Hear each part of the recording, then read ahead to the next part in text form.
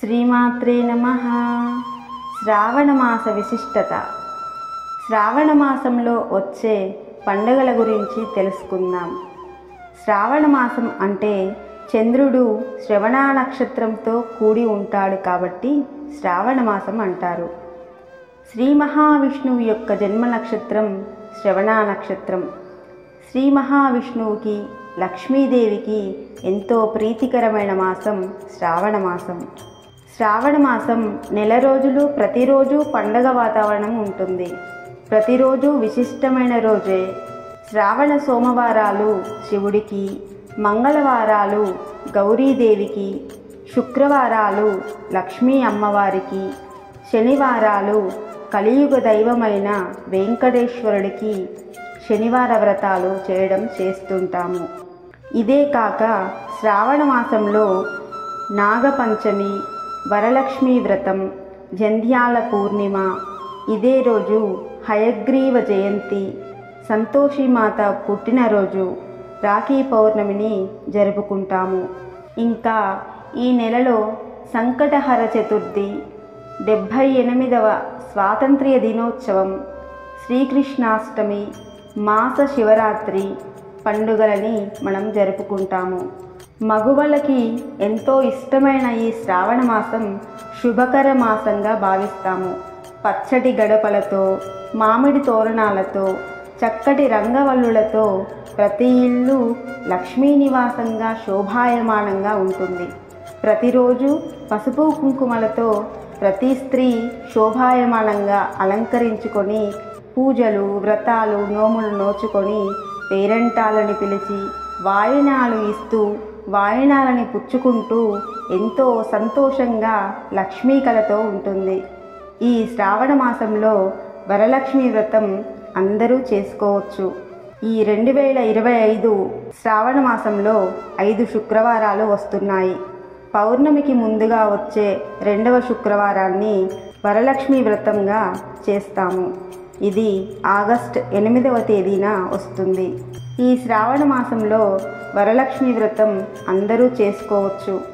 ఆనవాయితీ ఉన్నా లేకున్నా యథాశక్తితో అమ్మను అందరూ పూజించవచ్చు. ఆ రోజు లక్ష్మీదేవిని, నారాయణులని ధ్యానించి పూజించి వరలక్ష్మి వ్రతాన్ని భక్తి శ్రద్ధలతో ఆచరించి వ్రత కథని విని అక్షితలు తలపై వేసుకుని అమ్మకి ఎంతో ఇష్టమైన పులిహోర, క్షీరాన్నము, గారెలు, పండ్లు, నారీకేలము, శనగలని మొదలగు నైవేద్యాలని నివేదించి ఆ ప్రసాదాన్ని మనం స్వీకరించాలి. 2వ శుక్రవారం వరలక్ష్మి వ్రతం చేయలేని వారు మిగతా శుక్రవారాల్లో కూడా ఈ వ్రతాన్ని ఆచరించవచ్చు. ఆడంబరాలకి పోకుండా మనకు ఉన్నంతలో భక్తితో అమ్మవారిని కొలిచి పూజించుకుంటే అమ్మ తప్పక అనుగ్రహిస్తుంది. ప్రతిరోజు లక్ష్మీదేవికి అష్టోత్తర శతనామాలతో, సహస్రనామాలతో, అష్టలక్ష్మీ స్తోత్రము, కనకధార, శ్రీ సూక్తంతో అమ్మవారిని పూజించినట్లయితే మనకు అష్టైశ్వర్యాలు కలుగుతాయి. ప్రతిరోజు వీలు కాకపోతే శుక్రవారాలైనా లక్ష్మీదేవికి తప్పక పూజ చేసుకోవాలి. ఇళ్లల్లో అయినా వ్యాపార సంస్థల్లో అయినా లక్ష్మీదేవి పూజలు చేసినట్లయితే సిరి సంపదలకి లోటు ఉండదు. మనం కార్తీక మాసంలో నాగుల చవితిని చేసుకుంటాం. అలాగే శ్రావణ మాసంలో కూడా నాగపంచమి రోజు పుట్టలో పాలు పోసి పూజిస్తాము. ఇక రాఖీ పౌర్ణమి, ఈరోజు ప్రత్యేకంగా అన్నా చెల్లెళ్ళు, అక్కా తమ్ముళ్ళు ఎంతో ఇష్టంగా జరుపుకునే పండుగ.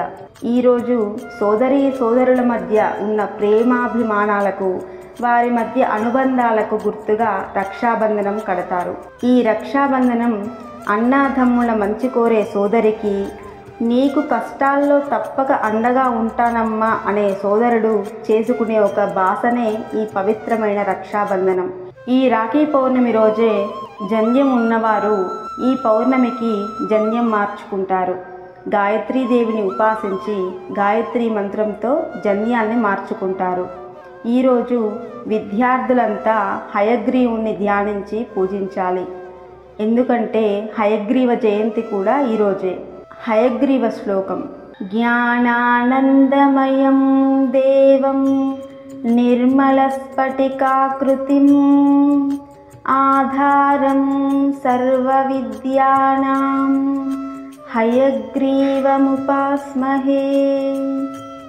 ఈ శ్లోకాన్ని విద్యార్థులు ప్రతిరోజు చదివినట్లయితే మంచి విద్య జ్ఞానాన్ని పొంది ఉన్నత స్థాయికి ఎదుగుతారు.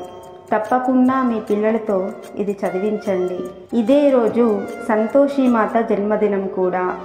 వినాయకుడి నేత్రాల నుండి ఉద్భవించిన తల్లి సంతోషీమాత. ఈ అమ్మవారిని పూజించినట్లయితే శుభాలు సంతోషాలు కలుగుతాయి. ఈ అమ్మవారికి పులుపు నిషేధం. తీపి పదార్థాలతో మాత్రమే అమ్మకి నైవేద్యం సమర్పించాలి. నియమనిష్టలతో అమ్మని పూజించాలి. పుట్నాలు, బెల్లం, కొబ్బరి, అరటి పండ్లు, పరమాన్నము మొదలగు తీపి పదార్థాలను నివేదించాలి. సంకటహర చతుర్థి. ప్రతి మాసంలో వచ్చే సంకటహర చతుర్థి రోజు వినాయకుడిని పూజించుకుంటాము. కొత్తగా సంకటహర చతుర్థిని చేయాలనుకునేవారు శ్రావణ మాసంలో పౌర్ణమి తర్వాత వచ్చే చతుర్థి రోజు వినాయకుడి వ్రతం ఆచరించాలి. సంకటాలను తొలగించి శుభాలని కలిగించే వినాయకుడికి భక్తితో గరికతో పూజించి కుడుములు, మోదకాలు, లడ్డూలని నివేదించి వ్రతాన్ని ప్రారంభించాలి. ఏదైనా శుభకార్యాలు మొదలుపెట్టే ముందు స్వామికి ముడుపు కట్టాలి. ఇలా ముడుపు కట్టి ఆ కార్యం పూర్తయిన తర్వాత ఆ బియ్యంతో పరమాన్నము, కుడుములు చేసి నివేదన చేయాలి. ఇక స్వాతంత్ర దినోత్సవం. అందరికీ 78వ స్వాతంత్ర దినోత్సవ శుభాకాంక్షలు. ఎందరో మహనీయులు వారి ప్రాణాలను పణంగా పెట్టి మన భారతదేశానికి స్వాతంత్ర్యం తెచ్చిపెట్టారు. వారందరికీ నివాళులు అర్పిస్తూ మనం జెండాని ఎగురవేసి మన దేశభక్తిని చాటుకుంటాము. కృష్ణాష్టమి. కృష్ణుడు అష్టమి తిథి యందు జన్మించాడు. చిన్ని కన్నయ్య పుట్టినరోజు కృష్ణాష్టమి. ఈరోజు కృష్ణుణ్ణి పూజించి రకరకాల నైవేద్యాలని సమర్పిస్తాము. చిన్న పిల్లలని కృష్ణునిగా భావించి అలంకరించి ఆడపిల్లలని కూడా గోపికలుగా అలంకరించి ఆనందంగా సంతోషంగా జరుపుకునే పండుగనే కృష్ణాష్టమి. కృష్ణ పాదాలని వేసి ఆ చిన్ని కృష్ణుణ్ణి ఇంట్లోకి ఆహ్వానించి అటుకులు, బెల్లము, పాలు, పెరుగు, వెన్న, నెయ్యిని సమర్పిస్తాము. మాస శివరాత్రి. ప్రతి నెల వచ్చే మాస శివరాత్రిని మహాశివరాత్రి రోజు ఎలాగైతే శివుడికి అభిషేకాలు చేస్తామో అలాగే ఆ పరమశివుడికి మాస శివరాత్రికి కూడా అభిషేకం చేసుకొని ఆ పరమశివుడి యొక్క కృపకి పాత్రలమవుదాం. ఈ శ్రావణ మాసం అందరికీ అన్ని శుభాలని తెచ్చిపెట్టాలని లక్ష్మీదేవిని కోరుకుందాం.